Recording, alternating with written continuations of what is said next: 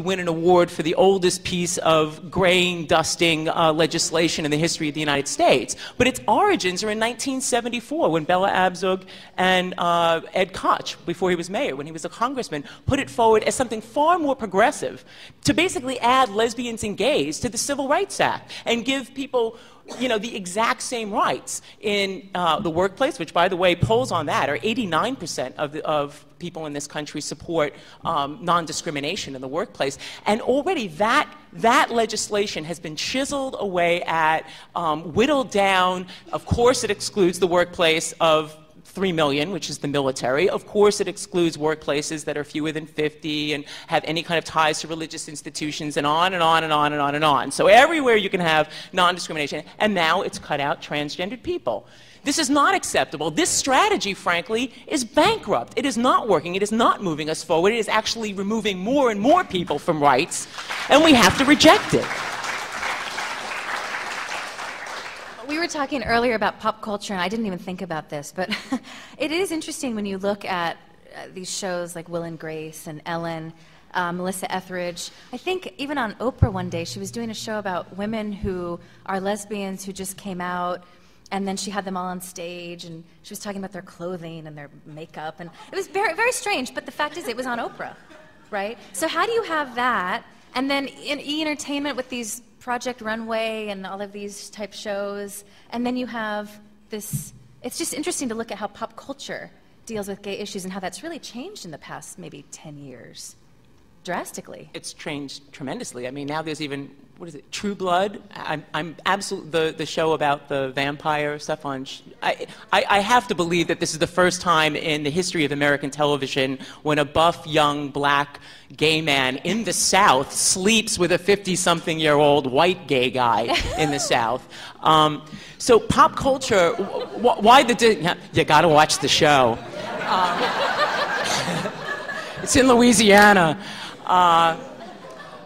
You know, and that's after The Wire, where you have, you know, a black, gay drug dealer who's sort of the lead. I think the disconnect between pop culture and official policy in this country needs to be picked over a little bit, because I think the dominant explanation is that the reason why that persists, why homophobia, official homophobia persists, is because we've got bigots in charge and they have repugnant ideas and policies.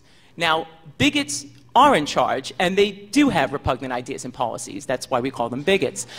But the reason why it persists, I think, is because, for two reasons. There are material interests at stake, and there are ideological interests. I mean, the ideology of, you think about this, because what could be more tepid than demanding to be married? So they're not, and so I always have a curious argument with a number of left-wing friends of mine who are like, oh, they want to impose monogamy on us. Well, if they wanted to impose monogamy on us, then they'd want us all to get married. And there's nothing, by the way, implicitly radical about polyamory or implicitly reactionary about monogamy. It's the imposition of either of them that is reactionary. So people should choose to do whatever the hell they want to do, and it's between you and your partner, or however many partners you have. But I just think that the ideological reasons behind it are really, and the material reasons are really important for us to flesh out, because the nuclear family, you know, that Norman Rockwellian, you know, white picket fence, dog, mama, papa, kids, and the pecking order is incredibly important to our society. Capitalism gets away on the cheap, let's face it. It winds up having to pay nothing whatsoever for child care, nothing whatsoever for house cleaning, for the basic maintenance of, I mean, I know we think about our families as, you know, maybe loving places or just annoying places you have to go back for Thanksgiving or whatever, or both, more often than not. But the way the, you know, the thems think of it, and the way it is organized, is that this is a means through which all of these things happen without any to no cost whatsoever to the system. I think somebody actually has counted up what it would cost. It would be about $1 trillion in this country alone if women's labor in the home were actually paid for. And then the ideological role. Let's face it, families are incubators of gender norms, and nothing defies a gender norm like gay and lesbian, bisexual, and transgender people.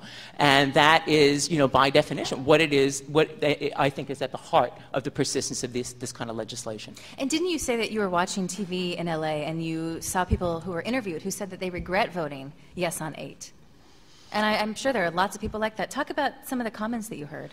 Well, one woman was actually almost in tears talking about it because it was after the protests had erupted, obviously, and she was being interviewed by a news person and said, you know, I had no idea that I had voted to take away people's rights. It had never occurred to me that way. And of course, frankly, part of it was as a result of the Yes on 8 campaign was extremely effective, even though they actually had fewer dollars than the No on 8 campaign to actually, you know, advance an argument. So they advanced an argument and were rather aggressive and, you know, intrepid at pursuing people in the churches and in their neighborhoods and outside of shopping centers. The No on 8 campaign did none of those kinds of things. You know, they had euphemistic campaigns that, you know, panned over a bookshelf with 2 women and children. That's supposed to be, you know, code word for lesbians with children. It was supposed, you know, all these kinds of things. This is not the way.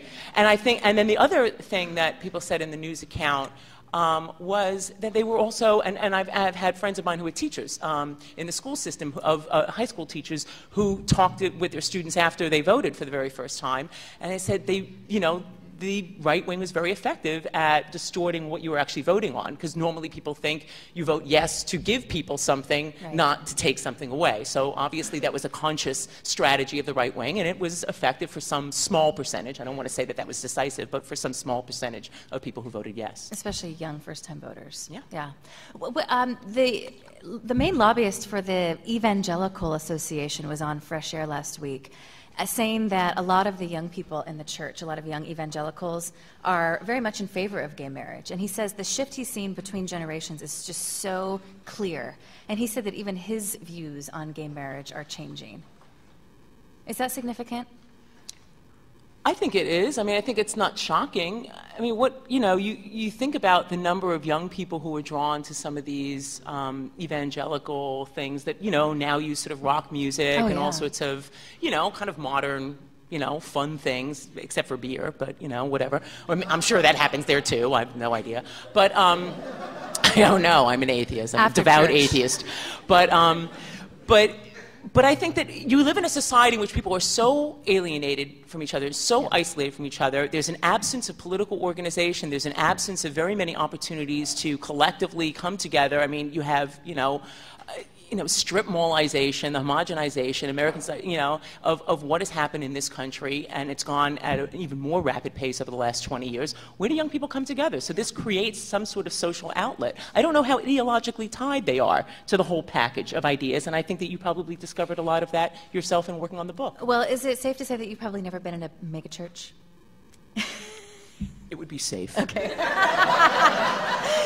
Well, just briefly, in places like Oklahoma, they have these massive megachurches just for kids. And it's like a cross between Virgin Records and an Apple store. They had iPods in this church, hundreds of them, blaring Christian music, beautiful bars, you know, serving juice. And the kids coming out of these churches were wearing, you know, jeans you said that serving were ripped Jews. Up. Jeans that were ripped up, and then the young women were in, you know, spaghetti-strap tank tops. I mean, they looked like they just jumped out of a Gap ad, and they were going to church. Sure. But you're right, it's like there's no community in a lot of these places.